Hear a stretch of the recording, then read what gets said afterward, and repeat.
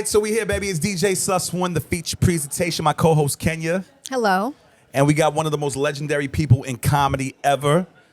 He's done so many legendary movies, so many legendary TV shows. Start with In Living Color back in the day. Marlon Wayans, let's get it. What's up, my brother? Everybody, give a round of applause for Marlon Wayans. We live right now too. Thank you. Thank you. So, my brother, I want to know what inspired you. I saw the special, God Loves Me. Amazing. We're here live right now, by the way, guys. Like, everybody enjoyed it. What inspired you? What inspired you to make the whole entire special for this regarding the slap that was heard around the world with Will Smith and Chris Rock? I swear to you, it was inspiration always comes from God. Mm-hmm. So God just spoke to me, and it spoke to my heart. Like, I really know all three of them. Like, when the slap happened, everything came together. My entire journey came together. And I did this out of love, because I love Chris. I love Will. I love Jada. Those are my friends. And I don't think right now they're at odds, right? You hear the Will hit Chris. Chris is angry. His voice cracked 3 times last night in that last 10 minutes. Yeah. He's angry, you know what I mean? And he's hurt. Mm-hmm. And so I felt like to be objective and have a different point of view of the whole thing, mm-hmm. I'm close to it, but it's not me. It's kind of like being a referee in a fight. I'm in the ring, but I'm not the fighters. And I had a story to tell. Mm-hmm. So I don't know, it just came to me. Did you speak to any parties before you even, like, did you get permission or did you even ask them about it? I ain't asking them Negroes. Will asked Chris, hey man, can I slap you? And Chris asked Will, hey, you mind if I tell a joke on your wife? No. This is comedy, right? I think that people are getting way too sensitive nowadays. I agree. And I think that we need to get off social media. Not everybody needs an opinion. And some opinions you keep to yourself. But we got to enjoy life. We got to get back to laughing. We got to be less sensitive.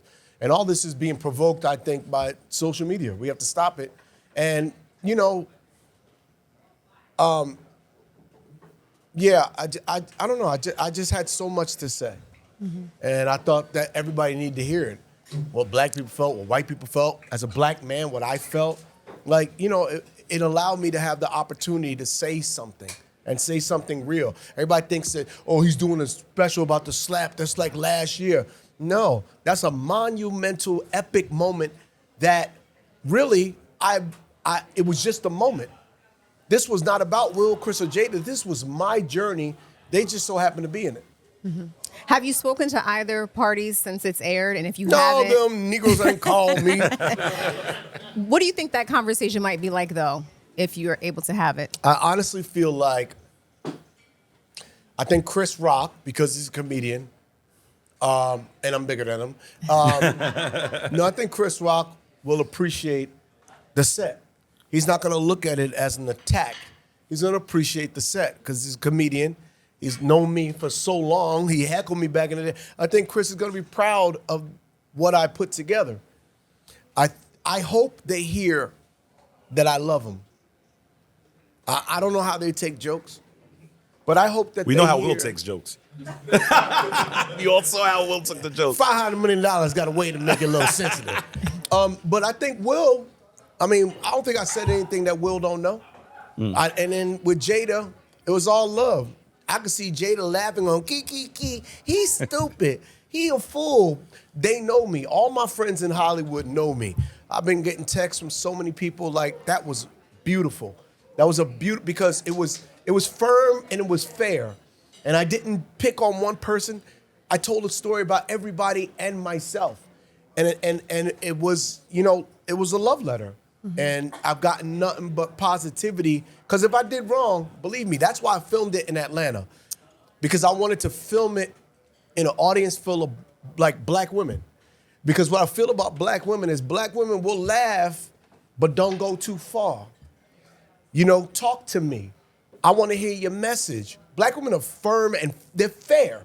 Like, yo, my sisters, my best audience, you shouldn't say that, Nas. That's you going too far. And I listened to that. So it's trying to find the sweet spot. And when I left the stage, I left them with a heart, and I left them with a message, and I left it with love. There was no anger in there. And if you look throughout the special, the one that hurt was me. So I can't be mad. They can't be mad at me for what my pain was. This is just about my journey. And I love them all. Yeah. And speaking about just playing off what you just said about how some of them let you know when you go too far. I grew up in the era of Eddie Murphy, Richard Pryor, George Carlin, all these guys. And now we get people attacking Dave Chappelle on stage. Of course, Will attacking Chris Rock. As a comedian for years and years, and one of the legendary ones, in your opinion, is there ever a point where a comedian should draw the line? Ever? I think there's funny in everything. Our job as comedians is to go into dark places that everybody's afraid to go into and come out with this elixir called laughter. If we're not brave enough to go in those dark places, whether it be talking about rape, molestation, politics, whatever we talk about, just know that we're taking a deep dive to go find what's funny about it. We're not trying to offend. We're not trying to hurt. We're trying to bring laughter. We all need laughter. So don't be mad at me.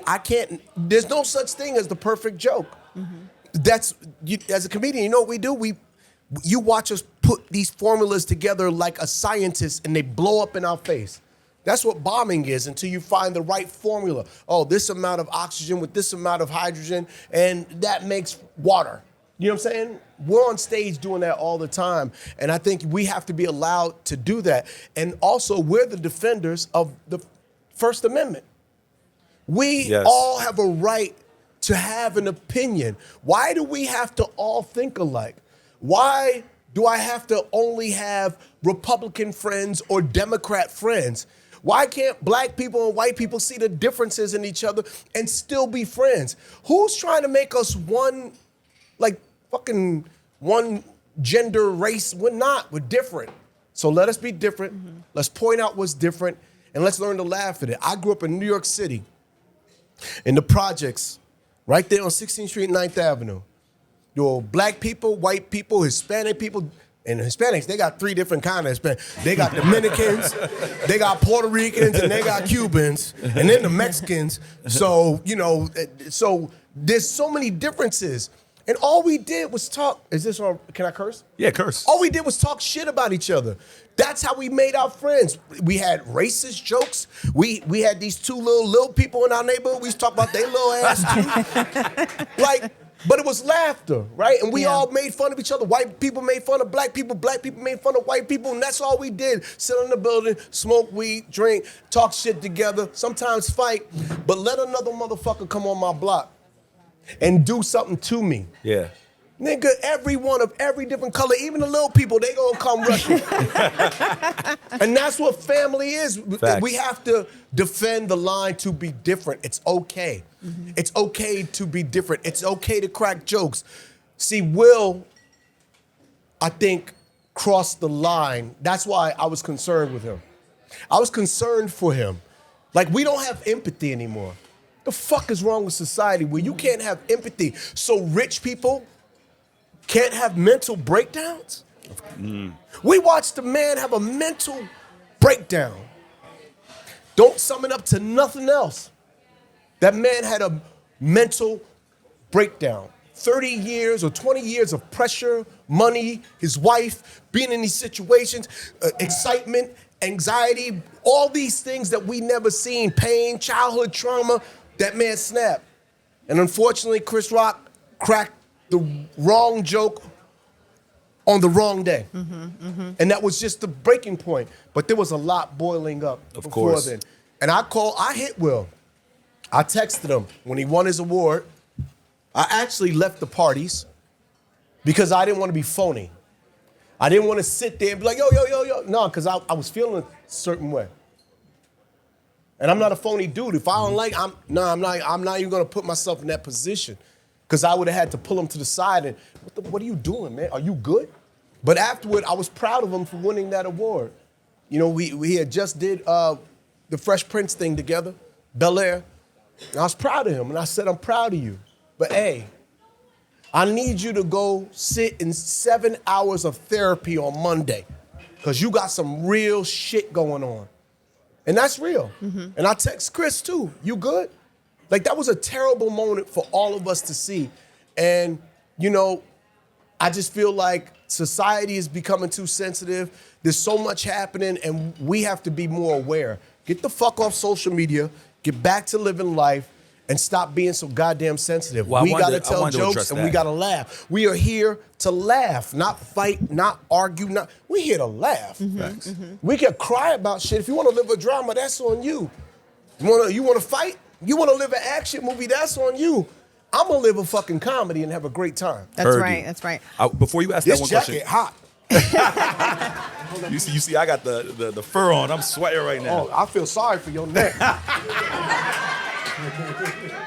Yo, so real quick, before you ask your next question, I want to know what Marlon thinks why today's society is so sensitive. What is social media contributing that's making everybody so sensitive about everything? Social media is full of not real people. It's full of bots and from other countries that are jealous of our country, that wants to ruin our country, take over our First Amendment. They're trying to separate us. They're trying to make us fight because they know you divide, you conquer. And we're stupid enough to get on these platforms and really allow them to affect us. We let our kids on the platforms. That's why our kids are so fucked up. You got these young girls, 20 years old, 18 years old, getting lip injections. We don't even know what's gonna happen to you years from now. You are a kid, why? Because they wanna look perfect from every angle. No, everybody got a fucked up angle. Sorry, I know my angles, that's why we got selfie cam. Yeah. No, that's my angle, that's my light, oh, right there. You can't look fly from that's too much pressure. And I think that we have to really start getting back to the human experience, going out to dinners. Yes. You know, I think COVID fucked us all up. We're all still healing from that. Yo, have some gatherings, have your friends over, have discussion, have open discussions. Let people think differently. Stop the cancel culture. There's nothing perfect about any individual. When did we start canceling somebody's entire fucking career? You're gonna tell me that everybody's supposed to be perfect? No, God gives us all a gift. And sometimes the devils are angels too. It's like with anybody, I don't care who it is. If they give me something great, their food, everybody has something great to offer. I'm not gonna cancel somebody's whole shit like they never existed because they did something I didn't like. You know what I'm saying? White people don't do that.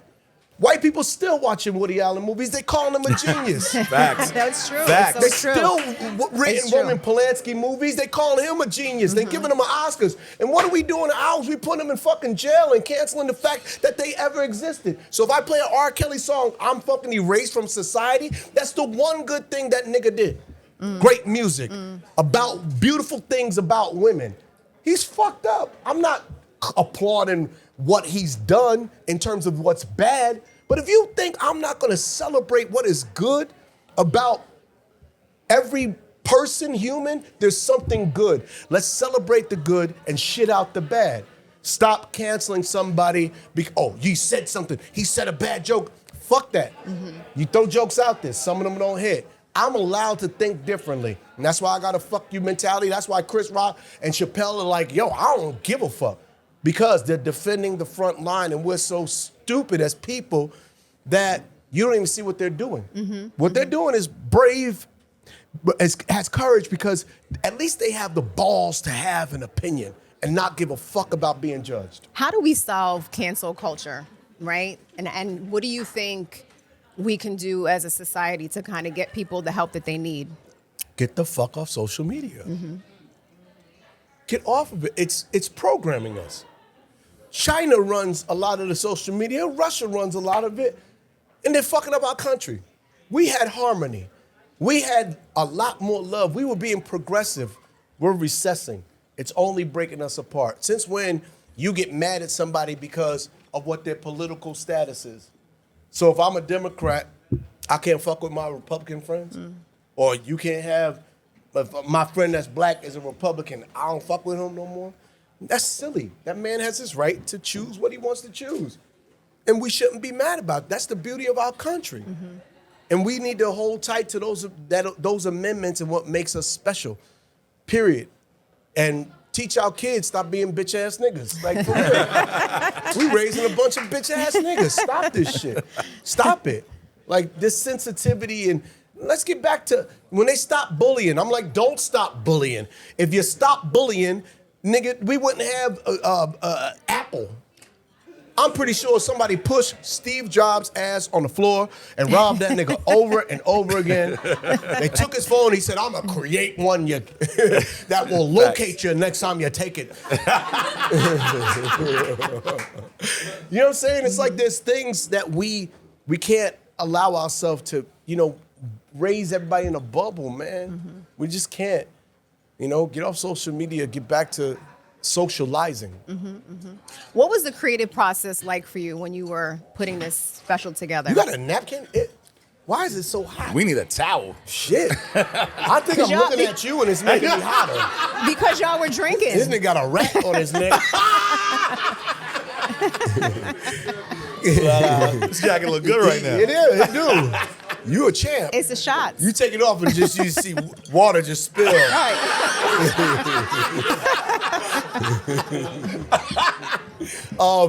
The process for this is why, like this was God wrote this, man. Because I never really put pen to paper.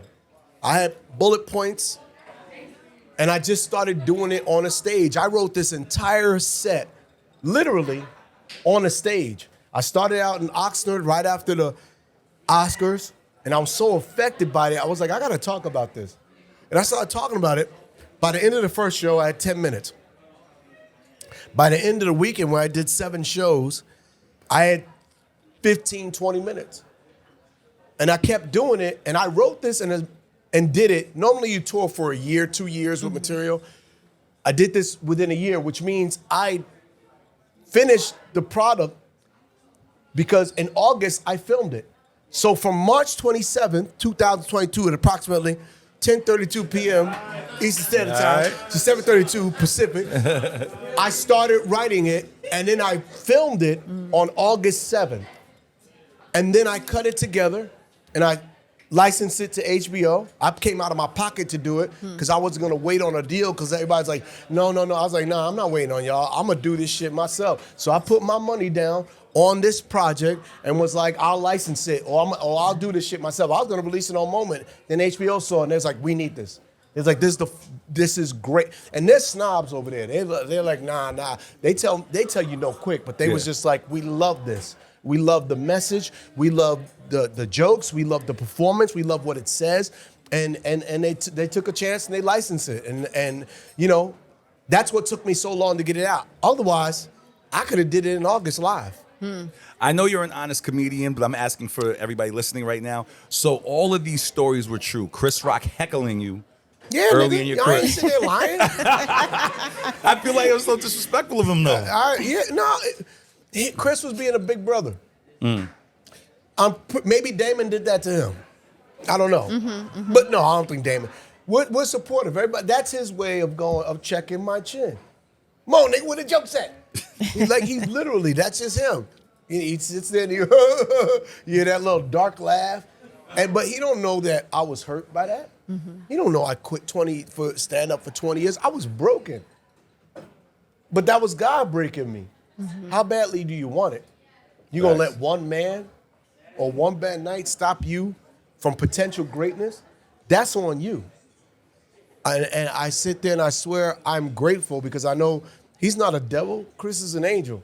Every time I see Chris, I give him a big hug, whatever. He always got something smart to say. Chris is always the little bad kid in the class with something to say. He always, when I was doing my movies, he'd be like, Marlon Wayans, senseless. Marlon Wayans, dumb jackass fool. Like he would just tease me. And I learned to tease him back. Hey, Chris Rock, pootie-tang. And that's just the way, we tease. And I'm pretty sure I don't want Chris to be hurt by what I'm doing. It's all a celebration. I love him to death. My family loves him. My family's, we're so ingrained in Hollywood. Everybody knows we are loved.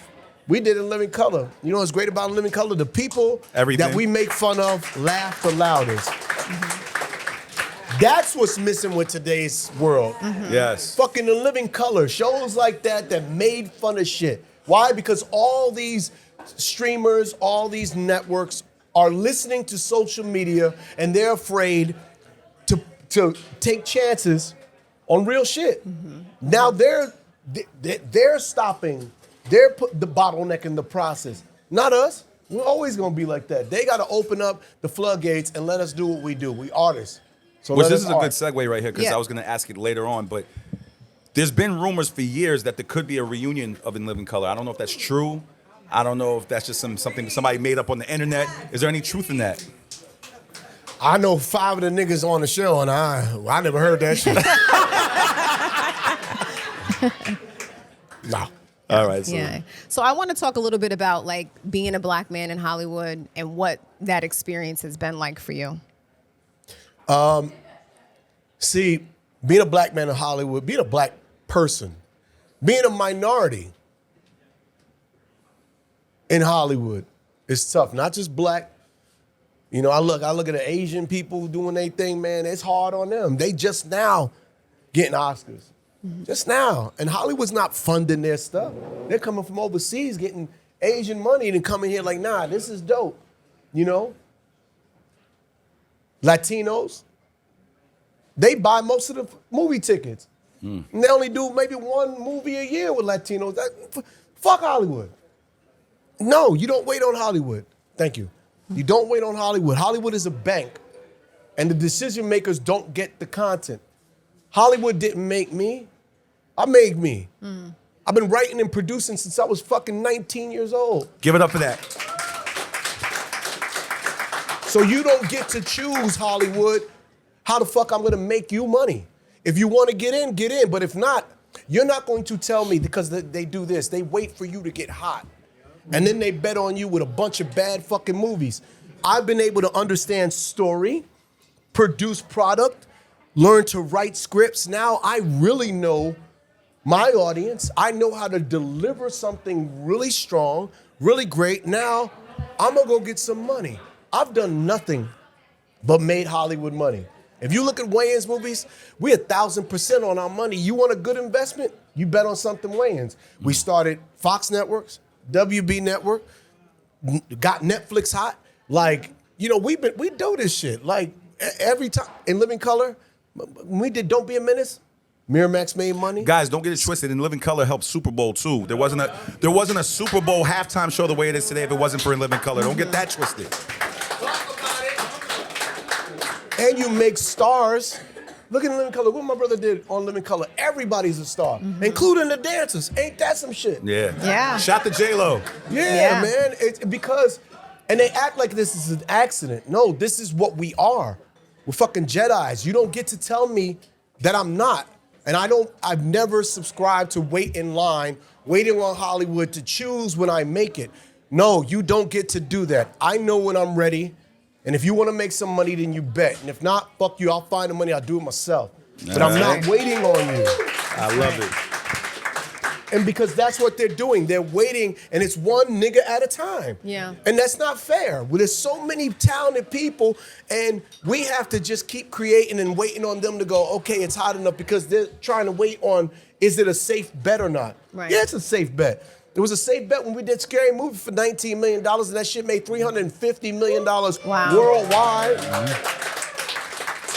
It was a safe bet when we did part 2, and that shit made $100 and something million worldwide. It was a safe bet when we did White Chicks, which was, and they tell us that we don't, black people don't, and comedy don't translate overseas. Yeah, fuck that bullshit. Yes, we do. White Chicks, I go to Brazil right now.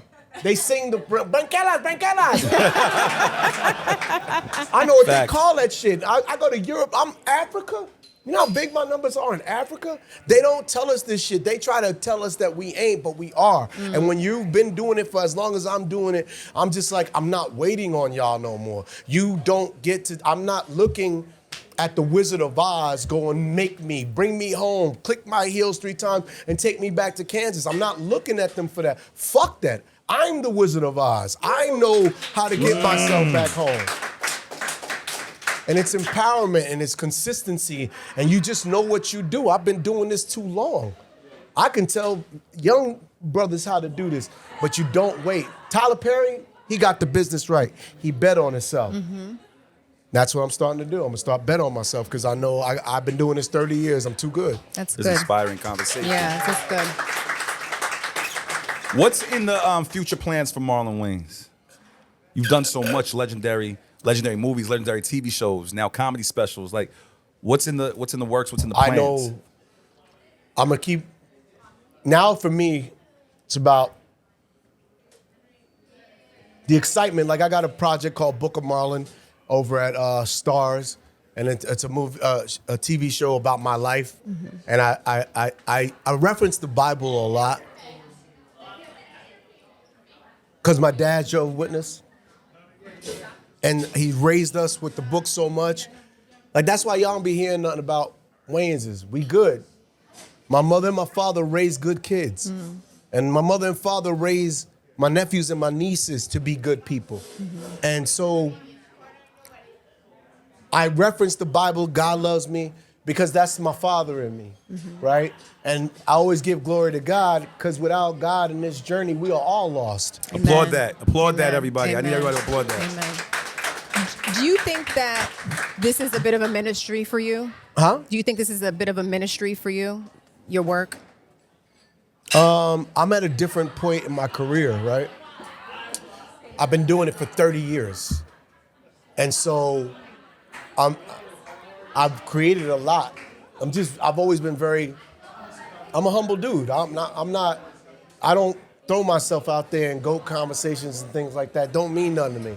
You know what I mean? Something to me is that I leave behind a bunch of smiles. The audience is gonna say who's what. I look in the mirror and I just try and be my best me every day, not just as an artist, as a person, as a brother, as a son, as a friend, as an uncle, that I show up as my best me in every situation that I possibly can, because then I'll show up for me in the things that I'm passionate about in that way, like my career. But my career, that's cool, but that's back there.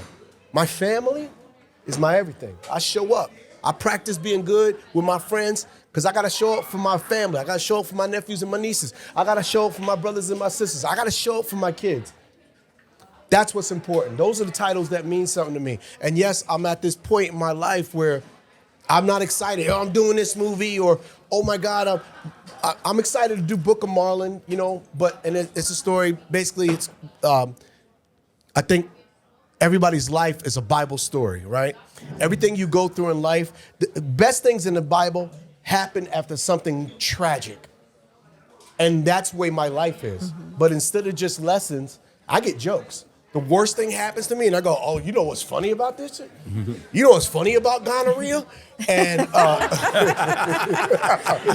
no, but seriously, and those things excite me. But I'm excited to go find funding to go create what I really want to create without being second guessed by anybody in Hollywood trying to tell me that it's not gonna hit to my audience. I know what my audience wants. You can't dictate to me. I've made you money. I know what's good. I want to build a real business. I want to be a real business. I want to be a real brand. I'm looking and going, I want to be Black Disney. That's what I want to be. I'm dreaming through the stars right now. I'm dreaming into other galaxies. I'm not dreaming to the moon. Moon ain't enough no more. It's not. And that's why, like I said, I funded this myself. I want to build a catalog. I'm going to fund my next one. Why? Because people think I'm crazy. I got a beautiful one about my mom and learning to deal with grief, a beautiful one, a love letter to my mama. I want to film that on me and my mom's birthday on July 23rd and put that out next Mother's Day. I'm not going to wait on Hollywood to tell me, oh, we don't think you're ready. You already did one, no, fuck that. Because I want to get it done. I'm going to build me a catalog. When it's all said and done, I'm probably going to have 20 specials. And I hope that they're all enjoyable. But that's where I was at the time as an artist. Some people wait 20 years to do their first special.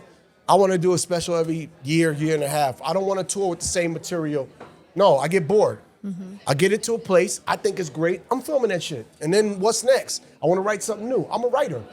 I'm a writer. I literally am a writer. I write movies. So what this was a hero's journey. I started out one place, and the elixir for me was, oh my God, God does love me because I don't thirst to be anybody else. All this pain that life has given me has been nothing but God throwing jewels at me, not stones. Those are jewels. And you got to be grateful for the hardships in your life, because as you get through those, God is building you. And I look at that special and I see that journey, and I'm grateful that for all those people that helped me to become that. That was alchemy. It's alchemy. Mm-hmm. Well, I think I speak for everybody here when we say thank you for what you've contributed to the comedy culture. Thank you. Thank you for everything that your families contribute to the comedy culture. God Loves Me is streaming live on HBO Max right now, and we greatly appreciate you for doing the feature presentation podcast, my brother. Thank you. Love. When is this coming out? Next week. All right. Damn. Well, I'll be in Brea, I think. Okay. Oh, yeah. I'm actually going to do a podcast. Me and my brother are going to do a podcast. Nice. That's great. That's great. What's the name of it? Wayans Brothers podcast. Wow. Man, That's awesome. hilarious. Before Yeah. we close out, I had one more question for you. What's one thing that you've learned from Chris Rock, and what's one thing that you've learned from Will Smith? From who? From Will Smith. I mean, there's many things to learn from both of them.